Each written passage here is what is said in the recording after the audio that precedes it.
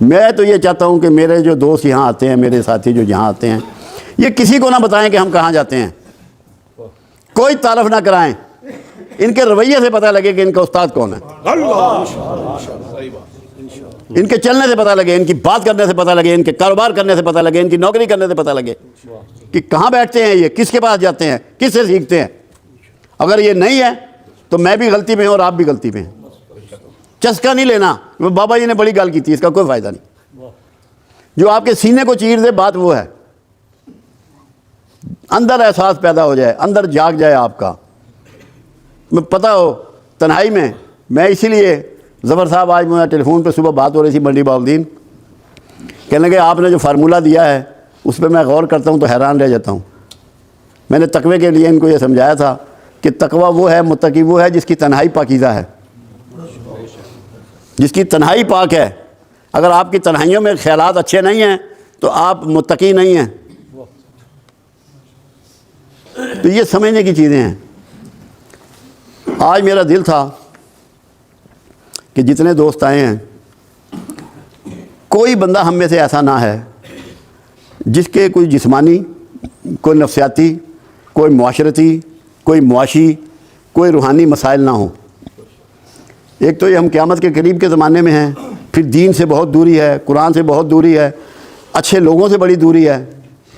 وہ میاں محمد بخش کا شعر ہے نا، جس کپڑے پھول بدے ہوں خوشبو آئے رومالوں۔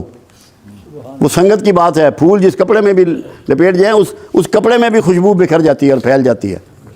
ایسے ہی کسی اللہ والے کے ساتھ تعلق جوڑنے سے یہ ہوتا ہے کہ اس کی خوشبو آپ کے سینے میں بس جاتی ہے، آپ میں کچھ نہ کچھ احساس پیدا ہو جاتا ہے، اللہ کا ڈر اور خوف اور کملی والے کی محبت اس میں بیٹھ جاتی ہے آپ کے سینے میں، آپ کے دل و دماغ میں۔ تو میں چاہ رہا تھا کہ میرے جتنے دوست آج آئے ہیں، کیونکہ ایک تو میرا یہ ایمان ہے اور میرا یہ یقین ہے کہ یہاں رحمت برستی ہے۔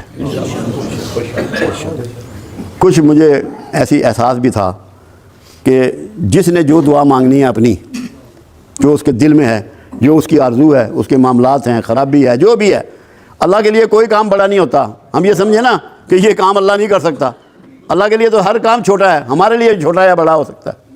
اللہ کے لیے کسی کام کی کیا ویلیو، اس نے تو کن کہنا ہر کام ہو جانا ہے۔ اس کے لیے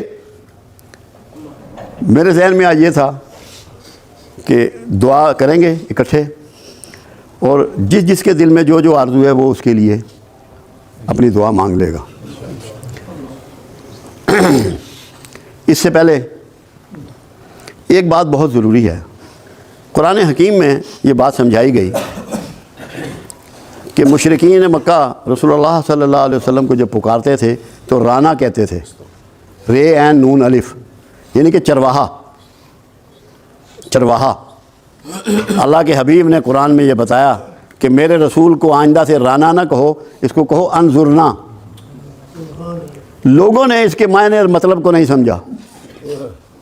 انظرنا کا مطلب ہے کہ آقا نظر کرم ادھر پھیریے، نظر کرم ادھر پھیریے۔ تو آپ نے دعا سے پہلے سب نے انظرنا پڑھنا ہے کہ ہم نے پہلے آقا کو متوجہ کرنا ہے اور پھر اللہ سے مانگنا ہے۔ بات سمجھ میں آئی یا نہیں آئی؟ پہلے پڑھنا ہے انظرنا کہ آقا ادھر نظر کرم پھیر دیجئے، پھر اپنی دعا جس نے بھی کرنی ہے وہ کر لینی ہے۔